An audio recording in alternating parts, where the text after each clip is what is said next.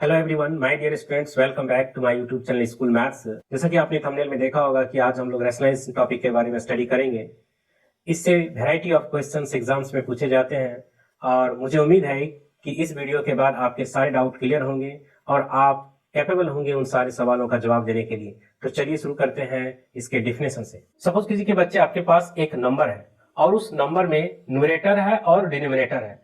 Numerator कुछ भी हो सकता है, रैशनल भी और इरेशनल भी, लेकिन हमारा जो डिनोमिनेटर पार्ट है वो इरेशनल नंबर है। तो इस डिनोमिनेटर पार्ट में मौजूद इरेशनल नंबर है उसे रैशनल नंबर में कन्वर्ट करना ही रैशनलाइजेशन कहलाता है।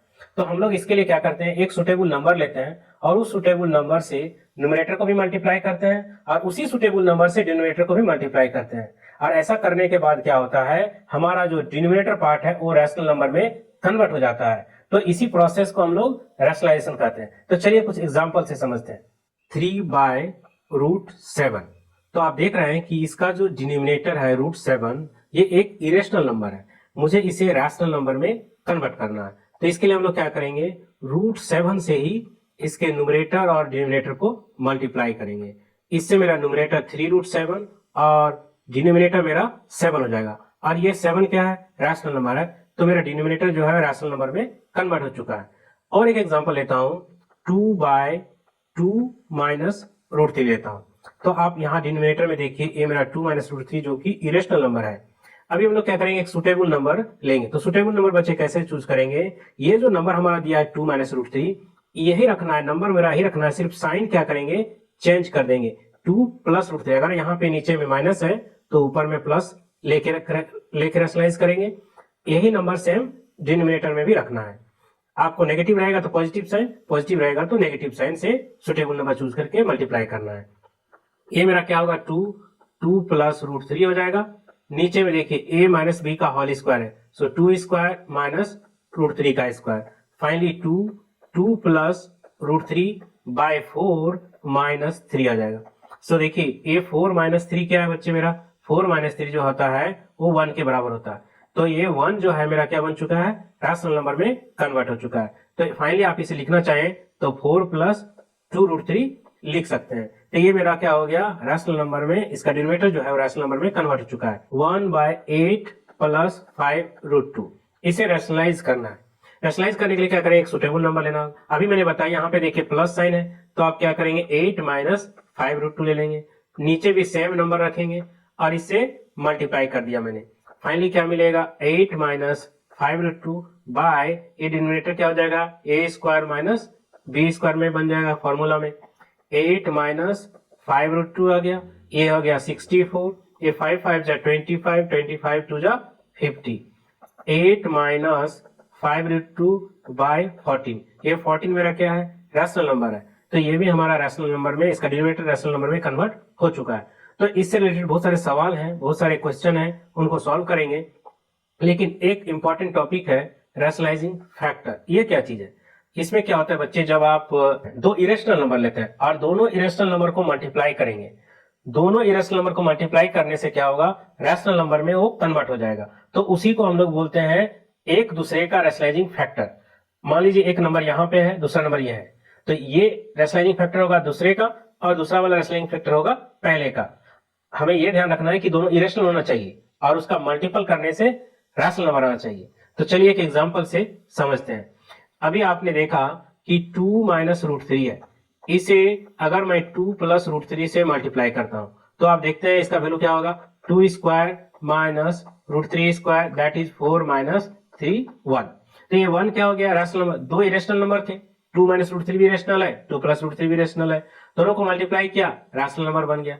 तो ये जो 2 - √3 है, ये क्या है, रैशनलाइजिंग फैक्टर है 2 + √3 का, और 2 + √3 जो है वो रैशनलाइजिंग फैक्टर है 2 - √3 का। चलिए बच्चे, हमने एक क्वेश्चन लिया है और इस क्वेश्चन में हमें कहा है कि इसे रैशनलाइज कीजिए। तो रैशनलाइज के लिए जैसे कि मैंने आपको पहले बताया कि हमें एक सुटेबल नंबर लेना है। तो सुटेबल नंबर हम लोग क्या करेंगे, ये जो डिनोमिनेटर है यही नंबर लेंगे, लेकिन हमारा साइन क्या होगा, यहाँ पे चेंज हो जाएगा। देखिए प्लस साइन है तो मैंने क्या किया, माइनस लिया और उसी से न्यूमरेटर और डिनोमिनेटर को मल्टीप्लाई किया।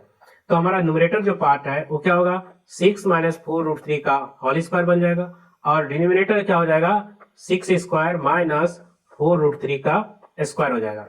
अब देखिए a माइनस बी का whole square 6 square 36 plus b square 4 4 जा 16 16 3 जा 48 माइनस 2ab 2 4 जा 8 8 6 जा 48√3 आ गया। नीचे डिनोमिनेटर में देखिए ये 36 आ जाएगा 4 4 जा 16 16 3 जा 48 आ गया। 36 प्लस 8 ये मेरा कितना हो जाएगा 84 हो जाएगा। ए 48√3 रहने दीजिए। 36 में 12 जाने से क्या होता है -12 होता है। अब आप देखिए -12 आ गया, आप 12 से डिवाइड भी कर सकते हैं। आप 12 यहाँ पे कॉमन ले लीजिए, ये 7 हो जाएगा और ये 4√3 बाई 12 12 यहाँ नेगेटिव है तो ये मेरा क्या होगा 7 माइनस 4√3 बाय -1। तो आप देखिए ये -1 क्या हमारा रैशनल नंबर में कन्वर्ट हो चुका है। और इसको अगर नेगेटिव हमें जनरली डिनोमिनेटर में लिखते नहीं है ना, तो हम लोग क्या करेंगे ऊपर में इसको ले जाएंगे। कहने का मतलब क्या हो गया 4√3 माइनस 7 लिख देंगे और हमारा इस तरह से ये पॉजिटिव साइन में कन्वर्ट होगा। देखिए नेक्स्ट क्वेश्चन है if a and b are rational numbers and 4 plus 3√5 by 4 minus 3√5 is equal to a plus b√5 then find the value of a and b। तो देखिए हमें जो क्वेश्चन दिया है इसमें हम लोग सबसे पहले इसको रैशनलाइज करेंगे और रैशनलाइज करने के बाद क्या रिजल्ट आता है उससे इसको हम लोग कंपेयर करेंगे। तो देखिए मैं इसको सबसे पहले रैशनलाइज करता हूँ। देख रहे हैं कि मैंने 4 माइनस 3√5 का रैशनलाइजिंग फैक्टर जो 4 प्लस 3√5 है उससे इसके न्यूमरेटर और डिनोमिनेटर को मल्टीप्लाई किया। तो ये देखिए ऊपर वाला जो पार्ट है 4 प्लस 3√5 का होल स्क्वायर बन जाएगा और नीचे में देखिए 4 का स्क्वायर माइनस 3√5 का स्क्वायर हो जा रहा है। ऊपर में क्या हो जाएगा a प्लस बी का होल स्क्वायर 4 का स्क्वायर 16 3√5 3 3 जा 9 9 5 जा 45 प्लस 2 3 जा 6 6 4 जा 24√5 बाय ये 16 माइनस 45 आ जाएगा। 16 प्लस 45 ये मेरा 61 प्लस 24√5 बाय देखिए 16 में से 45 नेगेटिव नंबर आएगा, ये मेरा कितना हो जाएगा 29 हो गया। तो इस तरह से मेरे पास इसे सेपरेट कर देंगे तो क्या होगा 61 बाय -29 और ए प्लस 24√5 बाय -29। इसे हम लोग चेंज कर देते हैं -61 बाय 29 लिखेंगे और प्लस यहाँ पे -24√5 बाय 29 लिखेंगे। हमने क्या किया डिनोमिनेटर पार्ट को पॉजिटिव रखा। अब ये नंबर देखिए ये हमारा क्या किसके बराबर है a प्लस b√5 के बराबर है। सो इसे हम कंपेयर कर देंगे a प्लस b√5 से। तो आप जब आप कंपेयर करेंगे तो ये जो a का वैल्यू आएगा इससे जब कंपेयर करेंगे सो -61 बाय 29 रहेगा और इसमें देखिए √5 है यहाँ भी √5 है यहाँ भी, तो आपको कंपेयर करने से b का जो वैल्यू आएगा -24 बाय 29 होगा। तो इस तरह से हमने a और b का वैल्यू फाइंड आउट कर लिया। देखिए हमारा अगला क्वेश्चन है find the value of a and b if the given expression is equal to a plus √5b। तो मुझे यहाँ a और b का वैल्यू फाइंड आउट करना है। तो सबसे पहले हम लोग क्या करेंगे इसको सॉल्व करना है। तो इसको सॉल्व करने के दो तरीके हैं, पहले आप इसको रैशनलाइज कीजिए फिर इसको रैशनलाइज कीजिए और दोनों का वैल्यू पुट कीजिए या फिर डायरेक्टली आप एलसीएम लेके भी कर सकते हैं। तो चलिए मैं सबसे पहले इसको एलसीएम ले लेता हूँ। तो एलसीएम मेरा क्या हो जाएगा 3 प्लस √5 और 3 माइनस √5। ये मेरा क्या होगा 7 प्लस 3√5 ये मल्टीप्लाई हो जाएगा 3 माइनस √5 से और ये 7 माइनस 3√5 मल्टीप्लाई हो जाएगा 3 प्लस √5 से। जब आप मल्टीप्लाई करेंगे 21 ये 7√5 ये 9√5 और ये -15 हो चुका है। ये मेरा 21 ये 7√5 -9√5 -15। जब भी आप इसे सॉल्व करेंगे साइन का जरूर ख्याल रखेंगे। ये देखिए a प्लस बी है माइनस बी है, ये क्या होगा 3 का स्क्वायर माइनस √5 का स्क्वायर। ये हो जाएगा मेरा 21 में 15 जाने से 6, ये 9√5 में 7, ये 2√5 हो चुका है। ये मेरा क्या होगा 21 में 15 जाने से 6 और 7 में 9 जाने से -2√5। फाइनली नीचे डिनोमिनेटर में 9 माइनस 5 मिलेगा। 6 plus 2√5 minus 6 plus 2√5 by 4। 6 6 cancel out, this is 4√5 by 4। 4 भी कैंसल होगा, फाइनली √5 हुआ। तो देखिए मुझे इसी √5 को कंपेयर करना है a प्लस √5b से।